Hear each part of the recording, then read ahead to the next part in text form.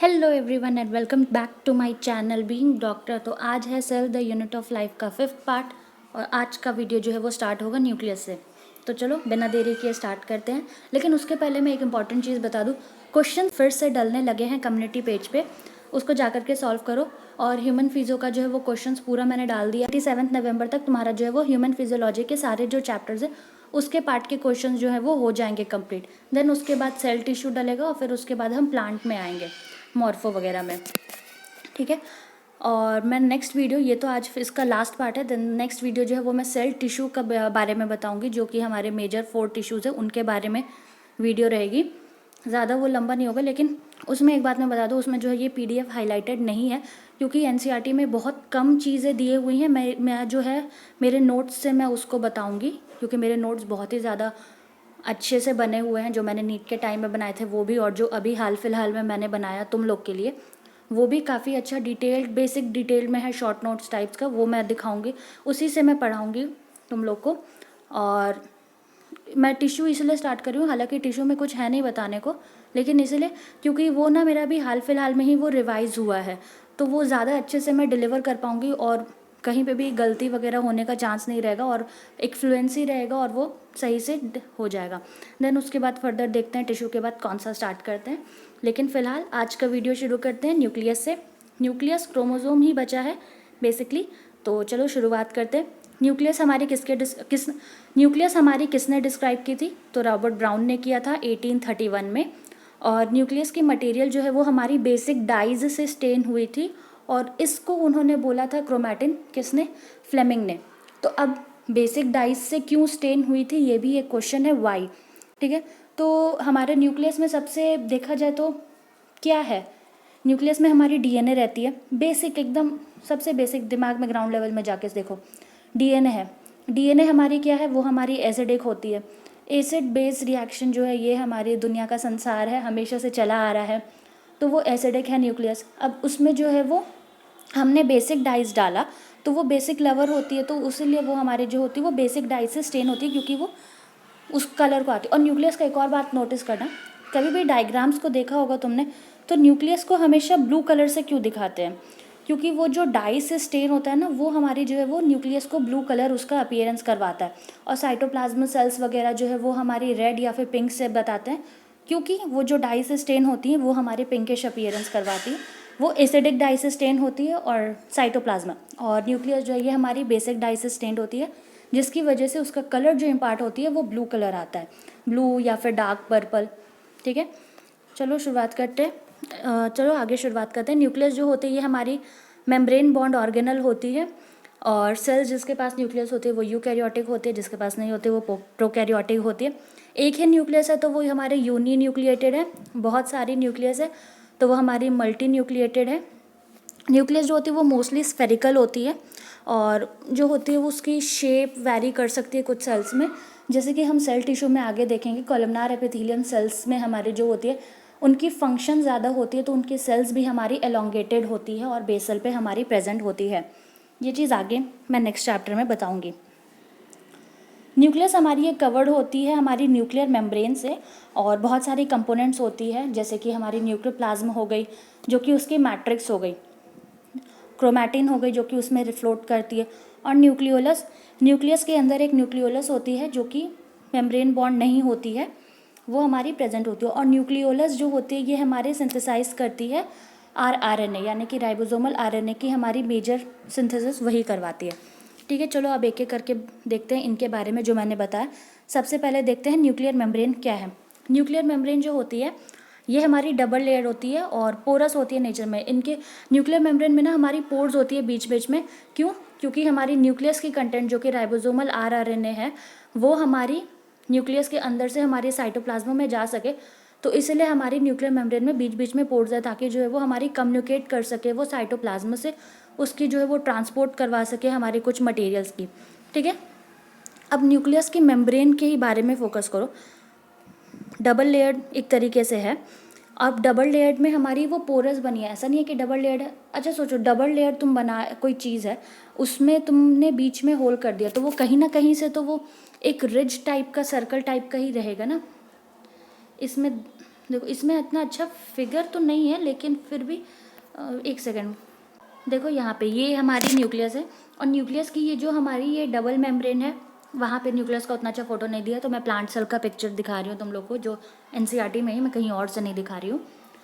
ये हमारी nuclear membrane, और ये जो है एक पोरस किस तरीके से फॉर्म हुई है, जो है वो दोनों मेम्ब्रेन आपस में अटैच हुई है, ठीक है।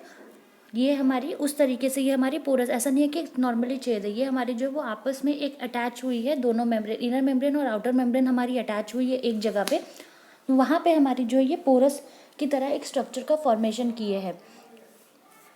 और ये जो होती है space between the 2 layers of the nuclear membrane, यानी कि 2 layer of the nuclear membrane की जो बीच की स्पेस है, ये हमारी कंटिन्यूस होती है विद द एंडोप्लाज्मिक रेटिकुलम। हमें पता है कि एंडोप्लाज्मिक रेटिकुलम से ये हमारी अटैच्ड होती है। यहाँ पे देख सकते हो ये, जैसे कि इसमें तो हमारी जो है वो कंबाइन कर दी गई है, लेकिन ये हमारी एंडोप्लाज्मिक रेटिकुलम जो कि रफ एंडोप्लाज्मिक रेटिकुलम है, उससे हमारी पता है, मैंने बताया था एंडोप्लाज्मिक रेटिकुलम में कि वो हमारी क्लोज एसोसिएशन होती है विद द न्यूक्लियस। तो जैसे कि स्पेस बिटवीन द हमारी इनर और the outer membrane of the जो होती है हमारी न्यूक्लियर मेम्ब्रेन, वो हमारी कहीं कहीं पे कंटिन्यूस होती है विद द हमारी एंडोप्लाज्मिक रेटिकुलम। स्पेस को, जो कि 2 पैरेलल मेम्ब्रेन्स जो होती है न्यूक्लियर मेम्ब्रेन्स की, इसको हम बोलते हैं पेरी न्यूक्लियर स्पेस, जो कि एक बैरियर बनाती है for the materials present inside the nucleus and outside the nucleus, ठीक है। अब आते हैं नेक्स्ट न्यूक्लियोप्लाज्म पे। न्यूक्लियोप्लाज्म जो होती है वो विस्कस होती है थोड़ी सी, और ये हमारी सराउंड करती है। न्यूक्लियोप्लाज्म जो होती है एक तरीके से मैट्रिक्स हो गई, तो उसके अंदर, न्यूक्लियस के अंदर जो भी कंटेंट्स है वो उसको बोला जाएगा कि ये सराउंड करती है। अब जैसे कि हमारी सेल में ही देखो, सेल में हमारे जो है वो ऑर्गेनल्स है, तो organelles are surrounded by the cytoplasm. उसी तरीके से nucleoplasm surrounds chromatin and the nucleolus, ठीक है। इसमें जो होते हैं वो क्रोमैटिन होते हैं, न्यूक्लियोलस होती है, कुछ फाइब्रस मटेरियल्स होते हैं फ्रेमवर्क वगैरह के लिए, जो कि हमारी हेल्प करते हैं सेल डिविजन्स वगैरह में। अब क्रोमैटिन जो होती है वो थ्रेड लाइक होती है, डीएनए की बनी होती है।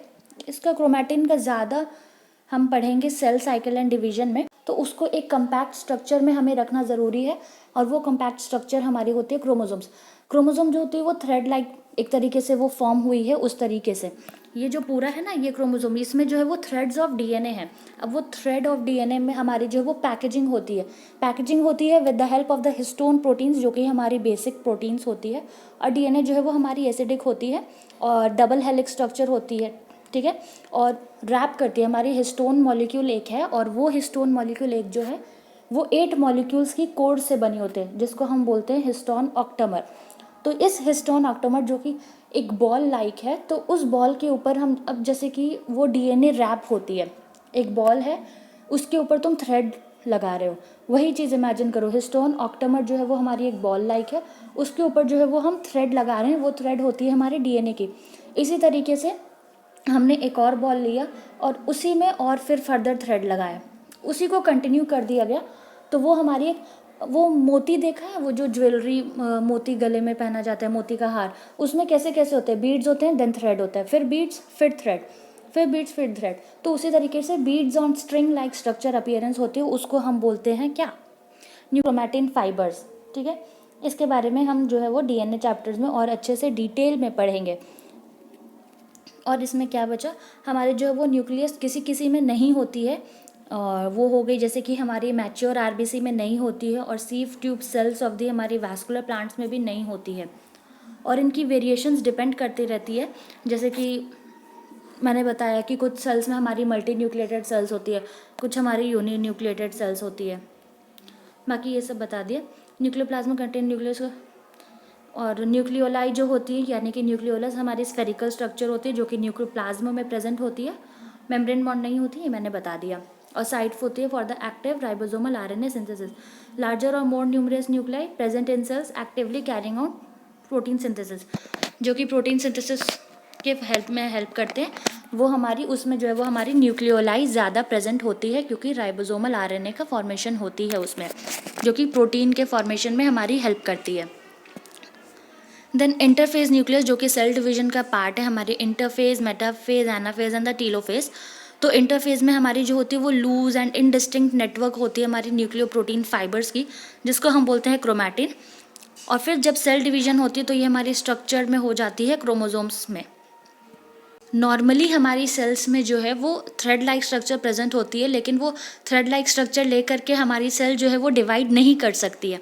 तो इसीलिए सेल डिवीजन के टाइम में हमारी वो जो थ्रेड लाइक स्ट्रक्चर जो हमारी सेल में यानी कि न्यूक्लियोप्लाज्म में हमारी ऐसे ही फ्लोट कर रही है, वो हमारी कंपैक्ट हो जाती है क्रोमोसोम के फॉर्म में, और फिर ये हमारी सेल डिवाइड करती है। अगर वो थ्रेड लाइक स्ट्रक्चर में ही डिवीजन करेगा तो एक तो डिवीजन बहुत ज़्यादा कॉम्प्लेक्स हो जाएगा, दूसरा जो है वो हमारे जेनेटिक म्यूटेशंस के भी चांसेस बहुत ज़्यादा इंक्रीज हो जाएंगे, जेनेटिक एरर्स के भी चांसेस बहुत ज़्यादा बढ़ जाएंगे, क्योंकि थ्रेड से डिवीजन करवाना बहुत मुश्किल हो जाएगा हमारी सेल को इन कंपेयर टू कि अगर एक सॉलिड स्ट्रक्चर है उसको उठा करके बस हमें इधर रखना है, यानी कि उसको डिवाइड करना है हाफ में। क्रोमैटिन कंटेन करता है डीएनए, हिस्टोन, ये सब मैंने बता दिया, और कुछ नॉन हिस्टोन प्रोटीन्स भी इसमें प्रेजेंट होती है, सब डिटेल में आएगा बाद में। सिंगल ह्यूमन सेल की जो डीएनए होती है वो 2 मीटर अप्रॉक्स होती है, और इसमें जो है वो 46 क्रोमोसोम होते हैं, यानी कि 23 pair of the chromosomes.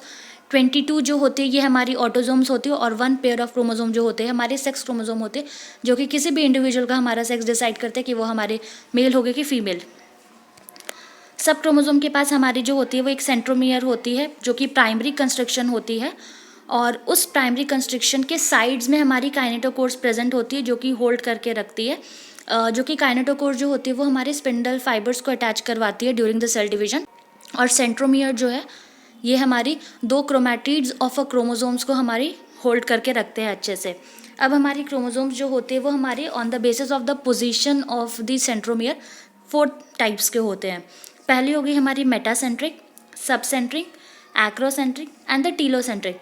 Metacentric में अगर हमारी सेंट्रोमियर एकदम 2 क्रोमैटिड्स के बीचों बीच अगर हमारी प्रेजेंट है, यानी कि एक क्रोमोजन में 2 क्रोमैटिड्स हैं, उनके एकदम बीचों बीच प्रेजेंट है, तो वो हमारी मेटासेंट्रिक हो गई, तो 2 इक्वल आर्म्स बनेंगे।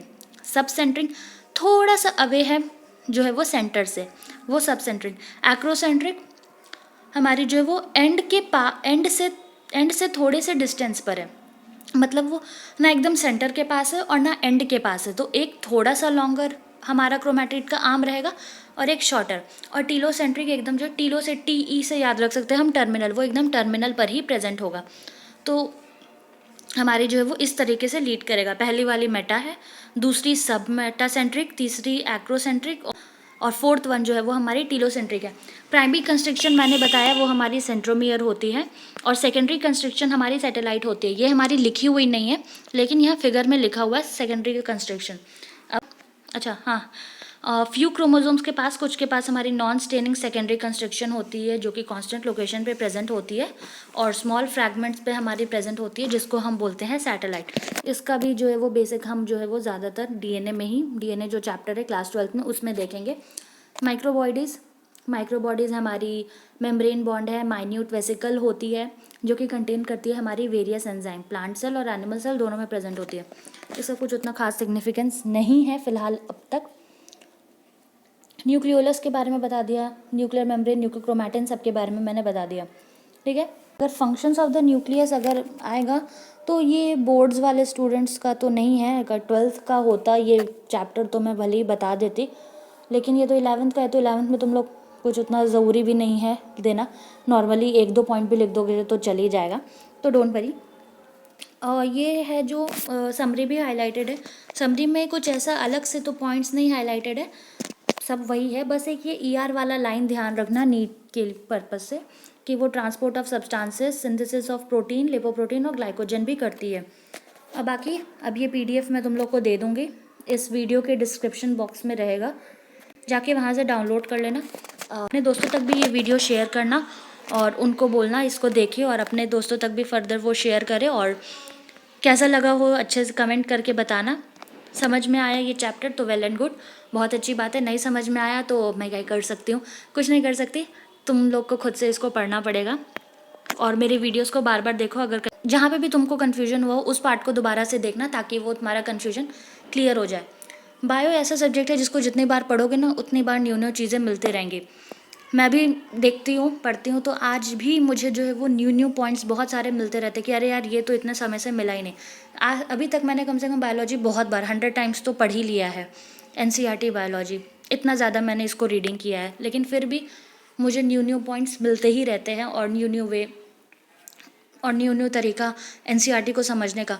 बहुत ही अच्छी बुक है ये, मतलब कम बात में ही बहुत कुछ लिख देता है अगर उसको डीपली देखने जाए तो। जब तक एनसीईआरटी से प्यार नहीं करोगी उसको समझना बहुत मुश्किल हो जाएगा। तो एनसीईआरटी को समझो, उसको अपनाओ कि हाँ ये सबसे बेस्ट बुक है, बाकी किसी और एडिशनल बुक की तरफ मत जाओ प्लीज़। केमिस्ट्री और बायो के लिए तो मैं बहुत एकदम रिक्वेस्ट कर रही हूँ कि कोई और बुक्स नहीं पढ़ो। हाँ भाई, क्वेश्चंस के लिए तुम पीवाईक्यूज़ करो, कुछ एडिशनल मॉड्यूल्स कर सकते हो जो कि थोड़े अच्छे होते हैं, ज़्यादातर जो एनसीईआरटी ही बेस्ड हो। लेकिन रीड करने के लिए और इसके पॉइंट्स को समझने के लिए सिर्फ एनसीईआरटी की बायोलॉजी और केमिस्ट्री करो। फिजिक्स एनसीईआरटी भी पढ़ सकते हो, उसका एग्जाम्पल सॉल्व करो, क्योंकि एग्जाम्पल से भी डायरेक्ट क्वेश्चन आते हैं बिना वैल्यू चेंज हुए। मैंने खुद देखा है और सॉल्व भी किया है उसको। तो उसको करोगे तो वो सही रहेगा। फिज़िक्स की एनसीईआरटी पढ़ने में टाइम नहीं वेस्ट करना, उसके खाली क्वेश्चन सॉल्व करना बेसिकली। और बायो के लिए और केमिस्ट्री के लिए एनसीईआरटी ही सिर्फ पढ़ो। जितना इसको करोगे कि हाँ यही सबसे अच्छी बुक है, उतना तुमको ये समझ आएगा, समझने की कोशिश करोगे, ज़्यादा इम्प्रूव होते रहोगे। ठीक है, तो चलो आज का वीडियो मैं एंड करती हूँ और उसी के साथ साथ ये चैप्टर भी एंड होता है। देन नेक्स्ट वीडियो जो आएगा वो मेरी सेल टिश्यू के ऊपर आएगा। अपने दोस्तों तक इसको शेयर करना और ख़ुद भी सब्सक्राइब करना, लाइक करना और बस पढ़ाई करते रहना। अच्छे से पढ़ाई करो, एग्ज़ाम ज़्यादा दूर नहीं है। देखा जाए तो अभी एकदम स्ट्रिक्ट रूटीन तुम लोग का फॉलो होना चाहिए। ठीक है, तो don't forget to like, share and subscribe to my channel being doctor. Thank you, have a nice day, bye bye.